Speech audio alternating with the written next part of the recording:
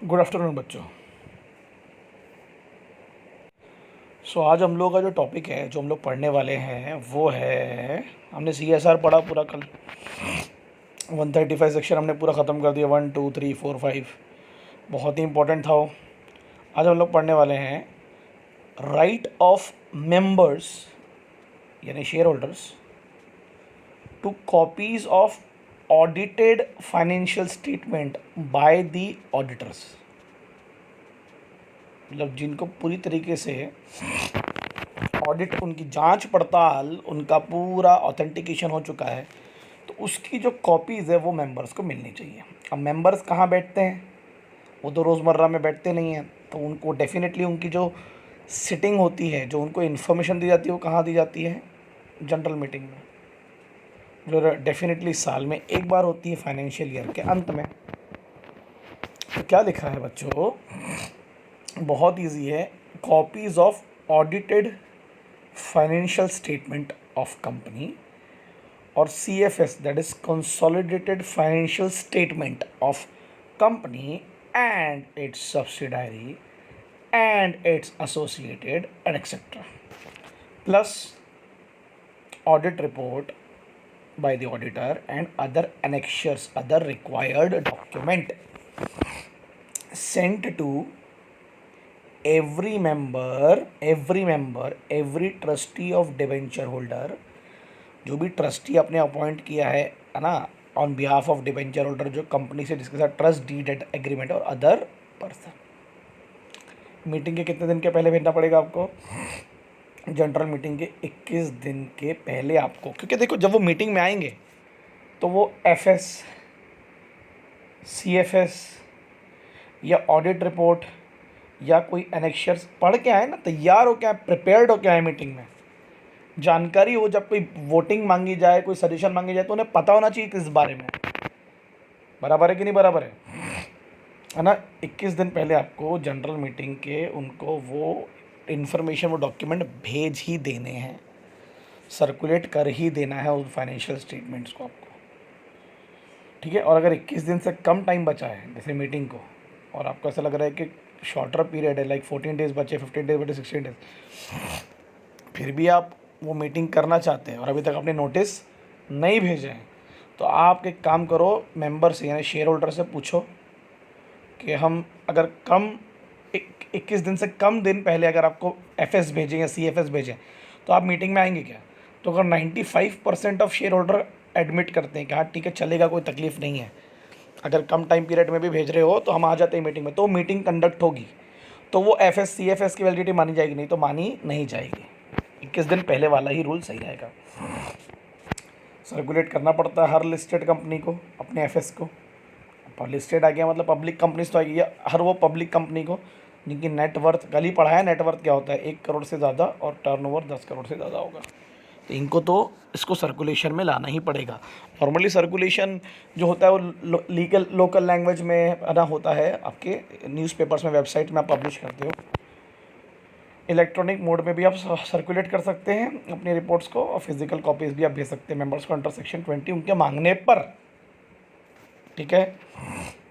तो who are entitled to audited financial statement section 36(1), 36(1), ये हमको पूछा जा सकता है क्वेश्चन। कौन लोग हैं जिनको FS CFS ऑडिट रिपोर्ट भेजी जानी पड़ती है 21 दिन पहले मीटिंग के? अभी पहले ही पढ़ा दिया, मेंबर, ट्रस्टी, डिवेंचर होल्डर की जो है, और अदर पर्सन 21 डेज पहले, वही लिखा हुआ है, ठीक है। अब जो क्या लिखा, अगर 21 दिन पहले आप नहीं भेज पा रहे हो तो अगर वो कंपनी शेयर कैपिटल वाली कंपनी है तो कम से कम 95% ऑफ शेयर होल्डर्स एग्री करेंगे तो शॉर्टर नोटिस अलाउ किया जाएगा, और अगर एग्री नहीं करेंगे तो शॉर्टर नोटिस ऑफ FS और CFS अलाउ नहीं किया जाएगा। 21 दिन पहले ही भेजो भैया, ऐसा उनका कहना होगा। और अगर वो नॉट हैविंग वाली शेयर कैपिटल वाली कंपनी है तो वहाँ फिर 95% के टोटल वोटिंग पावर वाले शेयर होल्डर से पूछा जाएगा, मतलब जिनके पास 95% का वोटिंग पावर है, क्योंकि वहाँ पर भी शेयर कैपिटल तो नहीं होता ना, ठीक है। ये किसकी बात कर रहे हैं हम लोग? जब 21 दिन से कम टाइम का समय बचा है और आपने FS CFS से भेजा नहीं है, तो आप उनसे मांग रहे हैं कि कम समय में भेजे क्या। further provided that in case of listed company, I'm sorry, the provision of this subsection जो वन हम पढ़ रहे हैं, deemed to be complied, if the copies of the documents are made available for inspection, देखो आप अपने registered office में उन कॉपीज़ को रखते हो, एफएससी एफएस ऑडिट रिपोर्ट को वर्किंग आवर्स में 21 दिन पहले डाल देते हो आप रजिस्टर्ड ऑफिस में मीटिंग के। तो जिसको भी आके चेक करना होगा, जिसको भी आके पढ़ना होगा, वो आके कर सकता है, बराबर है। एज द कंपनी में deemed fit is send to every member of the company, फिर वो ट्रस्टी को मेंबर को भेज देंगे नॉट लेस देन 21 डेज पहले, मतलब 21 दिन डेफिनेटली होना चाहिए। ठीक है, ओके, लॉजिक समझा आपको, क्या बोलने की कोशिश कर रहा है वो। अगर शेयर होल्डर खुद ही पूरा फुल एफएस मांग रहा है तो बात अलग है, नहीं तो आप तो भेज ही देते हो जो आपको ज़रूरत होती है, जो चीज़ आपको मेंबर्स को बतानी पड़ती है। ठीक है, प्रोवाइडेड दैट आप सैलिएंट फीचर्स वाला स्टेटमेंट है ना, वो भेजते हो। सैलिएंट फीचर्स समझते हैं ना आपको, जो मेन चीज़ें आपने डाल दी, क्योंकि पूरा पब्लिक डॉक्यूमेंट, पूरा जो एफएस है वो कौन सा मेंबर पढ़ेगा यार। जब तक शेयर होल्डर खुद ना मांगे हम शुड पूरा एफएस नहीं भेजते उसको, या सीएफएस नहीं भेजते। कौन पढ़ेगा, किसी के पास इतना टाइम ही नहीं है। जो भी रिलेवेंट इन्फॉर्मेशन है बोलेगा वही भेज दो भाई मेरे को। तो ये ध्यान रखना, इस पर क्वेश्चन आ सकता है, मैंडेटरी नहीं है।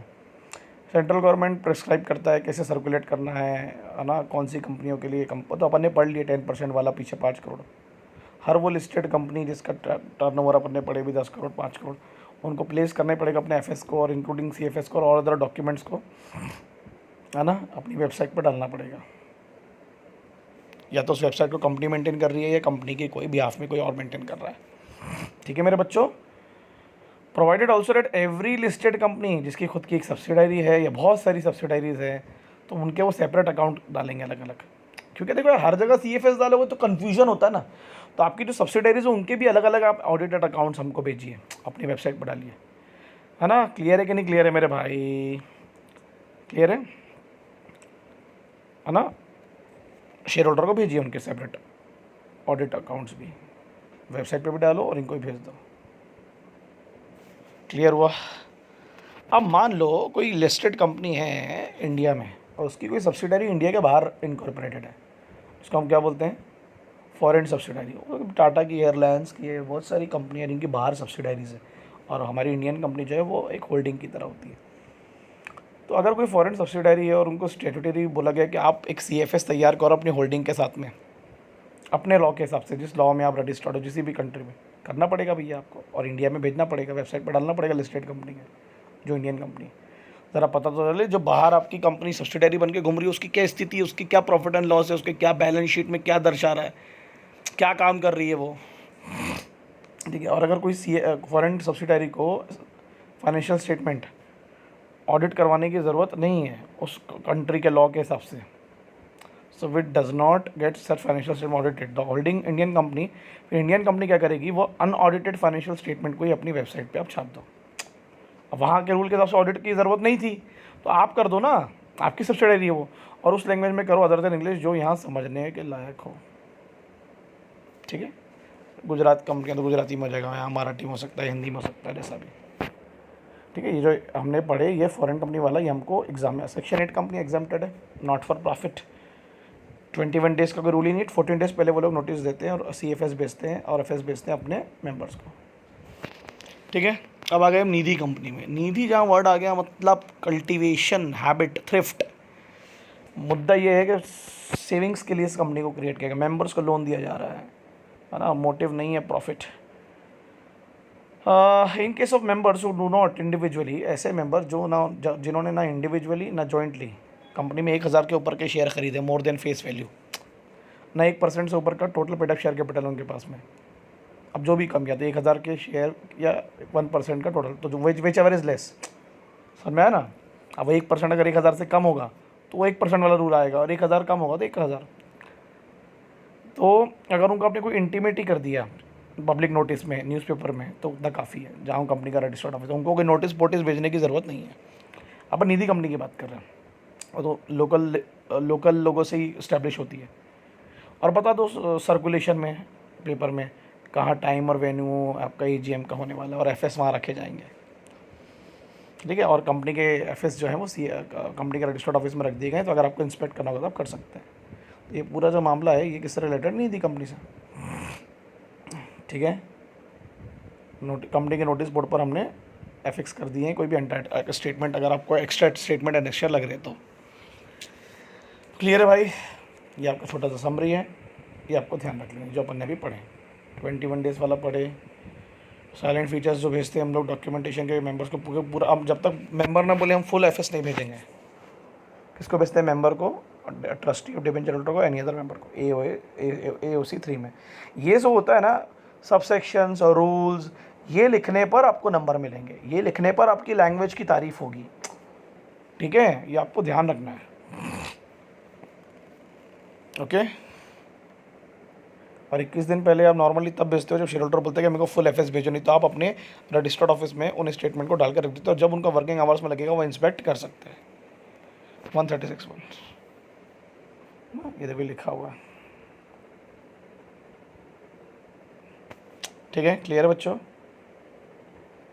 Manner of circulation of financial statement in certain cases, rules जहाँ आते हैं ना वहाँ इज्जत बढ़ा दो उस प्रोविज़न की यार please, it's very important. Rules मतलब प्रोसीजर्स, किस तरीके से वो काम किया जा रहा है।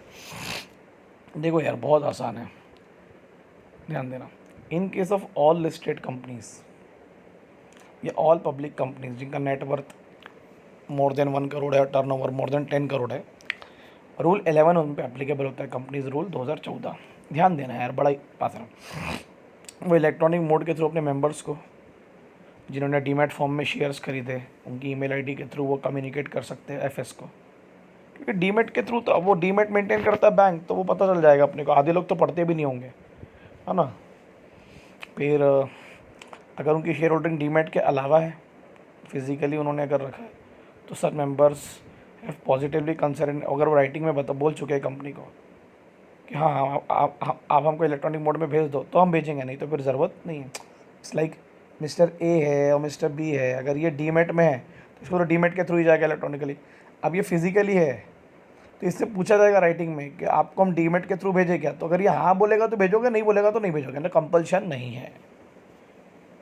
और फिजिकल कॉपीज़ तो भेजी चली जाती हैं आपके रजिस्टर एड्रेस पे, हमारा रजिस्टर एड्रेस होता है ना under section 20 of the act, physical copies.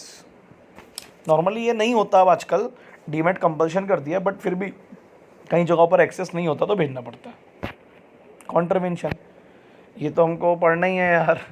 अगर आपने रूल्स फॉलो नहीं किया 136 तो भैया सिंपल है, ये देखो आ गया, if any default is made 25,000 तक का फाइन कंपनी को, ऑफिसर को वही पेनल्टी लगेगी 5,000 तक की। क्लियर है बच्चों, समझ में आने की कोशिश की आपने। It has been clarified that a company holding general meeting after giving shorter notice, 21 दिन से कम वाला, मतलब 14 दिन में आप जनरल मीटिंग हेल्ड कर रहे हो, तो आपको अपने एफएस को सर्कुलेट करने ही पड़ेंगे, ध्यान रखना। और वो शॉर्टर नोटिस जो है उसकी भी परमिशन आपको लेनी पड़ेगी। मतलब आप जब अपने मेंबर से पूछोगे कि शॉर्टर नोटिस पे मीटिंग हेल्ड करें क्या ना करें, तो अगर इतने मेंबर राज़ी होंगे तो शॉर्टर नोटिस पे मीटिंग हेल्ड होगी, नहीं तो नहीं होगी। कितने, 95% कि जिनके पास शेयर है या वोटिंग पावर से, ठीक है। और ऐसी कंपनी, फॉरेन कंपनी जिसको अपने एफएस को ऑडिट करवाने की ज़रूरत नहीं है, तो जो इंडियन लिस्टेड कंपनी वो क्या करती है, जल्दी बोलो, वो अनऑडिटेड फाइनेंशियल स्टेटमेंट्स को ही यहाँ पर पब्लिश करेगी न्यूज़पेपर में। पढ़े हो कि नहीं पढ़े हो, याद आया ना, आपके पीछे पढ़ाया मैंने आपको भी, ठीक है। तो जो इंडियन होल्डिंग कंपनी है उसकी पेरेंट कंपनी है, वो यहाँ पर अनऑडिटेड अकाउंट्स को 136(1) के अनुसार यहाँ पब्लिश करेगी, है ना। कौन सी लैंग्वेज में, लोकल लैंग्वेज में, लोगों को समझने के लिए। क्लियर है बच्चों, समझ में आया कि आप लोगों को मैंने क्या बोलने की कोशिश किया, पक्का। तो ये हम लोग आगे का जो टॉपिक है, अभी हमारा टॉपिक क्या है, नेक्स्ट अब क्या पढ़ने वाले हम लोग, जो कॉपी है वो हम लोग रजिस्ट्रार को फाइल करते हैं। किसको फाइल करते हैं, रजिस्ट्रार को। अभी फ़िलहाल इसको हम ये वीडियो को यहीं रोकते हैं, तो ये हमने इंपॉर्टेंट टॉपिक पढ़ा, हम आगे अब पढ़ेंगे उसके बाद में, ठीक है। चलो ठीक है।